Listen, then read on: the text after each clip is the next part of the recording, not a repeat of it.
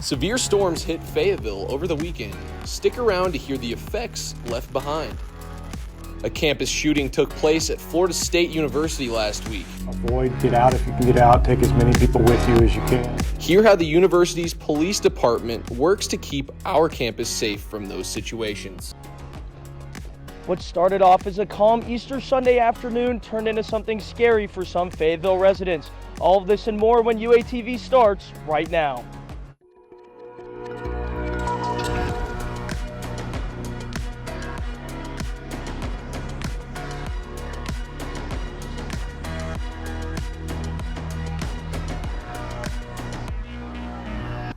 Welcome to this night's edition of UATV. I'm Gianni Moore. And I'm Jackson Ward. Thanks for joining us. Over their severe weekend, storms swept through Fayetteville, catching families off guard and leaving a trail of damage. But as the skies cleared, so did the true strength of community. Ali Tajani is live with more. That's right, guys. I'm live at Humont Village, where on Sunday an EF1 tornado touched down. As you can see behind me, windows are boarded and roofs are tarped off. Although residents had no time to prepare for the storm, now they are coming together to pick up the pieces.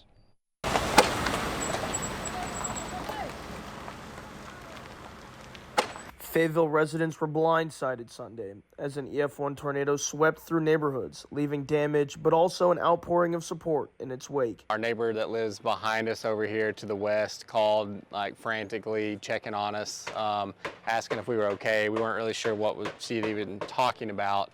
And she's like, yeah, your house just got hit by a tornado. And we were like, seriously? I mean, we had no idea. Whitley rainwater was away when the EF1 storm hit, but the damage waiting for him back home was undeniable. From shattered windows to cars tossed around to holes in his roof. It moved my Camry out into the street, so it kind of picked it up and set it out in the street, which is kind of wild. It took our air conditioning unit off the concrete pad, like over 5 feet out of the way. Just down the road, Dustin Kelly and his family barely had time to react when the storm touched down. It really just dropped down on us just like that. We barely had time to take any cover. In fact, I wasn't able to, but my wife and kids were able to. Like many in the area, Dustin's home was left significantly damaged. We're definitely going to need a new roof. We've got about 4 good-sized holes in our roof. We're going to need some new gutters, some fence work done. While the damage in these Fayetteville neighborhoods is hard to miss, the community impact has been even more powerful, with community members, neighbors, and first response teams all coming in to lend a helping hand. That support has made all the difference for families like Whitley's, who found help from neighbors, churches, and even strangers. We've had Red Cross here already helping us out. Lots of neighbors, churches have been around, coming by, cleaning up. The city of Fayetteville dropped off a roll-off dumpster here and came by with a crane, picking up pieces of the fence and all kinds of debris. And for Dustin, the aftermath brought not only damage, but also a reminder of community strength. But yeah, I mean, immediately after, I mean, it hit us, and just as quickly as it did, it was gone, and everybody in the neighborhood got outside. We were helping each other. We were lifting pieces of fence and getting them out of the road, clearing the roads and everything else. So, it was nice to see that too. Everybody rallying. While both families faced repairs and recovery, one thing they are certain of: they're grateful to still have what matters most. We're just thankful no one got hurt. These are just things, I mean, like trucks and cars and fences and houses and roofs and windows that can all be repaired. So we're just really glad no one got hurt. Both families I spoke with say that the cleanup may take time, but the support that they've received from the community will leave a lasting impact. Reporting live for UATV News, I'm Ali Tajani. As Fayetteville moves forward, this storm acts as a reminder that we are stronger together. The tornado that touched down in Fayetteville recently, declared as an EF1, left some families with home damages. The Fayetteville Fire Department arrived at the scene first to assess damages. They checked to see if anyone needed medical attention, checking on power and water and other utilities. With more severe weather on the way, the Fayetteville Fire Department tells us how residents can better prepare for a future tornado. Just have a plan in place ahead of time. Know your home, know wherever you're going to be, know where your safe spots are in the house, the lowest level in a home. It also said students in dormitories should seek shelter in the lowest levels of the stairwells in the event of a tornado.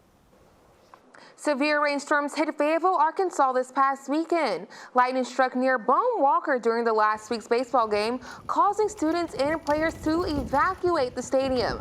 This ended the game early and caused Arkansas to lose series to Texas A&M.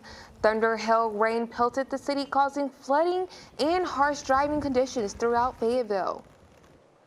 An active shooter took the lives of 2 middle-aged men and injured 6 at Florida State University last week. The alleged shooter attends the university. 5 of the injured are released. Police have not disclosed any potential motive in the shooting.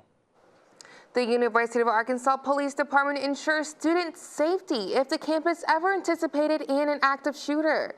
The university enforces the protocol avoid, deny, defend. UAPD does not take the recent shooting at Florida State University lightly. One officer in particular talks about how they can learn from the recent events to ensure student safety at all times. So it's something that is always on the forefront of our minds. Obviously, when there's an incident somewhere in the nation, we look at our plans, we look at different items and see if there's something we need to tweak, but it's something we've been doing for a long time. In case of an active shooter on campus, students should avoid the situation, take people with them, and evacuate the area. If students cannot evacuate, turn off all the lights and barricade the doors with objects like chairs and tables. The Willard and Pat Walker Charitable Foundation donated $5 million to support the Land of Opportunity Scholarship Endowment. The grant helps to increase educational access for students in counties all over the state of Arkansas. Goals include improving graduation rates and creating engagement between the U of A and businesses. Donors hope that this endowment will help fulfill the university's land grant mission. All graduating seniors heading to law school, medical school, or any other professional programs can attend a celebration coming up. The Honors College partnered with the Health Professions Committee and the pre-professional faculty advisors to host the event. The celebration will take place in Gerhardt Hall from 5 to 6 in the evening on Thursday, May 1st. Friends and family of the graduate students can attend the event as well as celebrate their achievements. Turning Point USA will host a 3-panel session at the U of A tomorrow evening. The 3 panels will feature several special guests located at Geifel's Auditorium. Attendees must RSVP through their HogSync portal. Discussions will include topics regarding health, education, and the pro-life movement throughout Arkansas. The Walk Against Cancer movement will take place this weekend on Saturday, April 26th at Lake Fayetteville. This fundraiser supports research for Acetromica. Participants can earn 3 hours of community service, goodie bags, and a t-shirt with a $10 sign-up fee. Governor Sanders signed a series of bills into law today. Find out how one in particular is affecting a select group of students and citizens. Networks like NPR and PBS could soon lose their federal funding. I'll show you how these proposed cuts can impact a local station when UATV returns.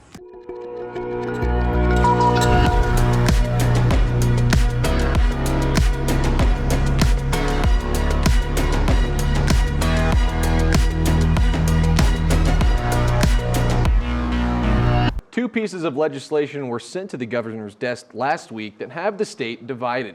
The bills deal with trans rights and access to affirming care and spaces and have citizens in Northwest Arkansas particularly concerned. UATV's Chloe Marlott is live with more.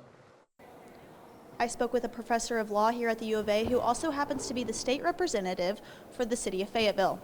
She had some concerns with the laws regarding the constitutionality and governmental overreach, but ultimately voted no because she didn't believe that they aligned with the values of her constituents.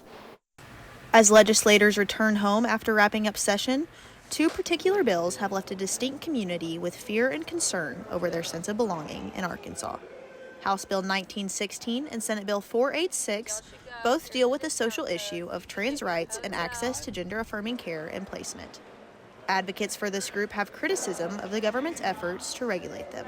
And we have a history of focusing in on a very small portion of our population and very niche parts of their identity, and using that as a distraction from actually having deep, nuanced conversations about how we move everybody forward in our society. The first of these bills is concerning access that trans individuals have to restrooms, shelters, and changing rooms for the gender in which they identify.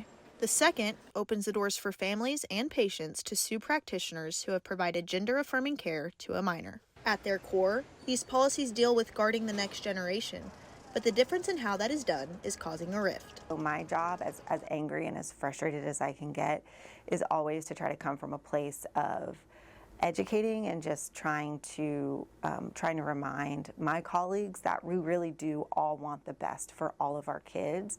And while these things are packaged as being protective of our kids, they're actually very damaging.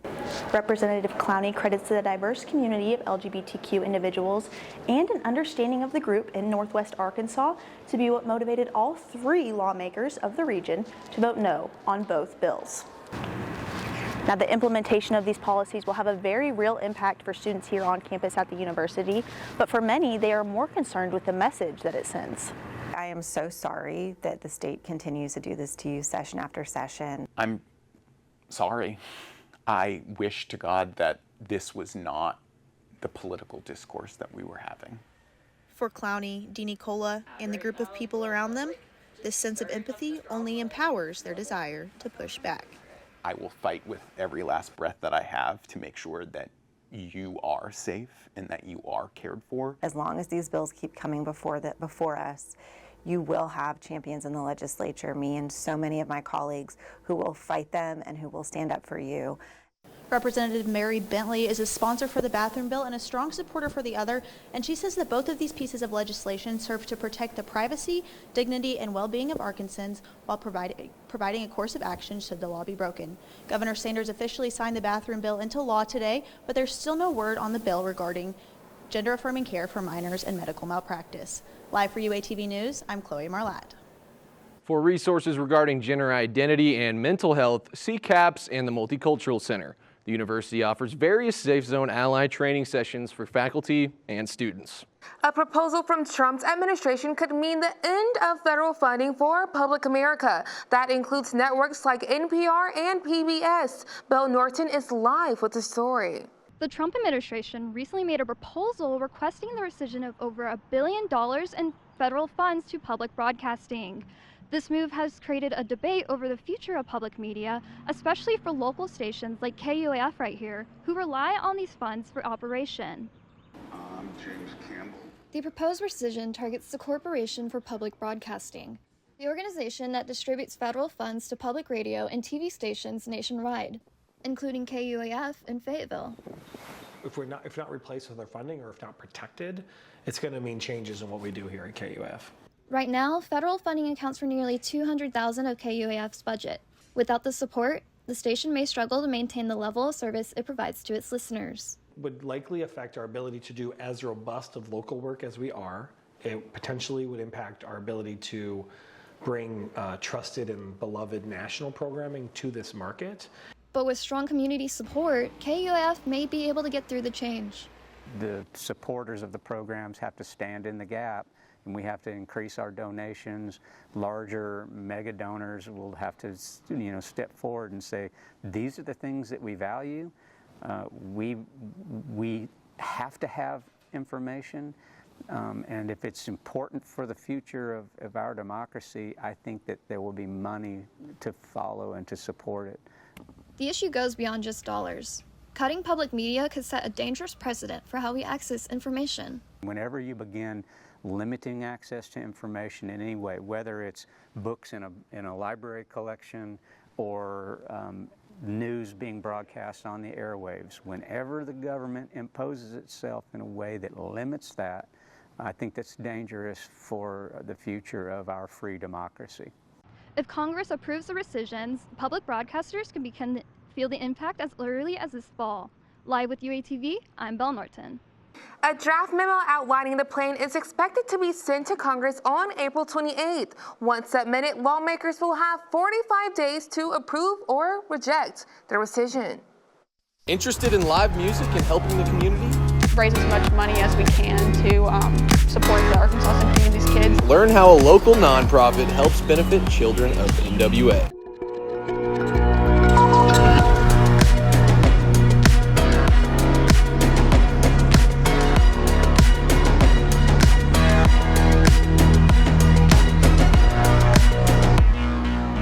A special session with ISS International advisors to talk about traveling as an international student. Learn about what documents you'll need to travel inside and outside of the U.S. and about summer employment options. This session will take place in the ISS classroom at 104 Holcomb Hall from 9 a.m. to 10 a.m. A virtual option also is available at the top of the event page when the event starts. The Office for Sustainability teams up with U of A Housing to host the final lunch and learn of the spring semester, This will take place around Move Out, highlighting ways to divert waste through this program. Leave Green provides students a way to donate their unwanted items during Move Out. The lunch and learn will take place Wednesday, April 23rd, 11:15 to 12:30 p.m. at the Union. Thriving Arkansas communities continue to serve underserved Arkansas communities. All proceeds will go to those whose schools can't provide music education. This Saturday, April 26th at 3 p.m., a concert will be held providing Arkansas children with music opportunities. Ticket costs $20 and food and beverages will be provided. All of this money that we will be raising this weekend, all of it is going to go to the Arkansas Symphony. It's a group that provides underserved kids with musical experience, musical education, as well as musical instruments. So without the help of the Arkansas Symphony, some of these kids would never be able to see these instruments, nonetheless be able to play them. Help support the children of NWA by joining Thrive this Saturday. It was a perfect weekend at Bogle Park, literally. So from the diamond to the green and everything in between, we've got your sports fix. So stay put, because UATV Sports starts after the break.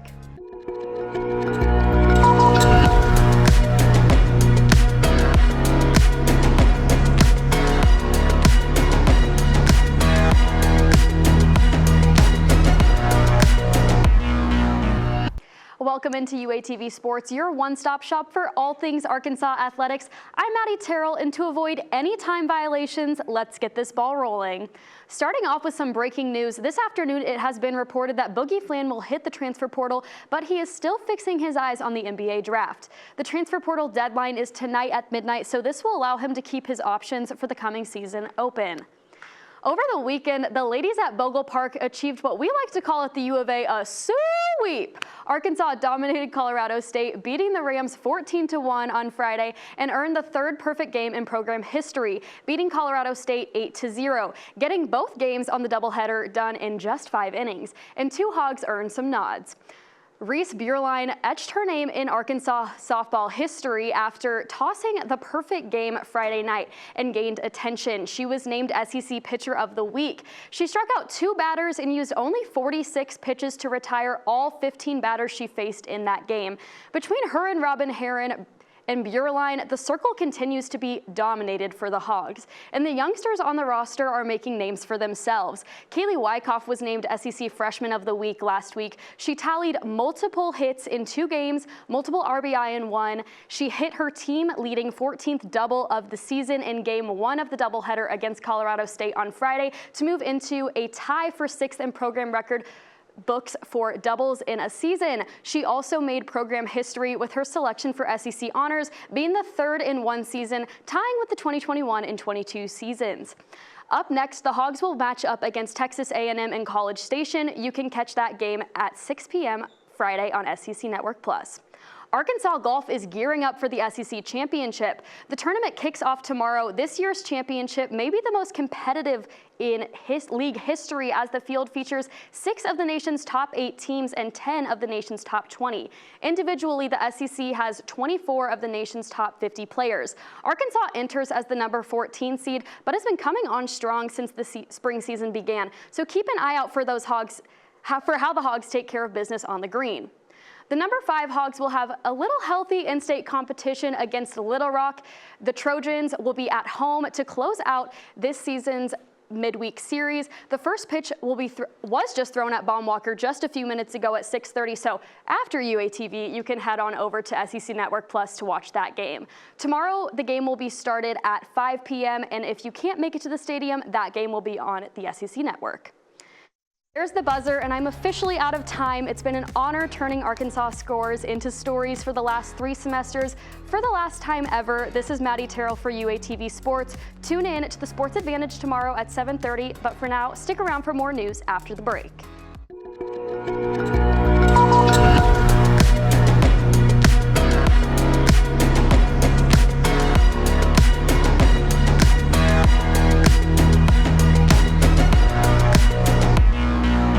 And that is all the time we have for this Tuesday night edition of UATV. Be sure to follow us on all our social medias at UATV News. I'm Jackson Ward. And I'm Jayani Moore, and for the last time ever, have a great night, Fayetteville.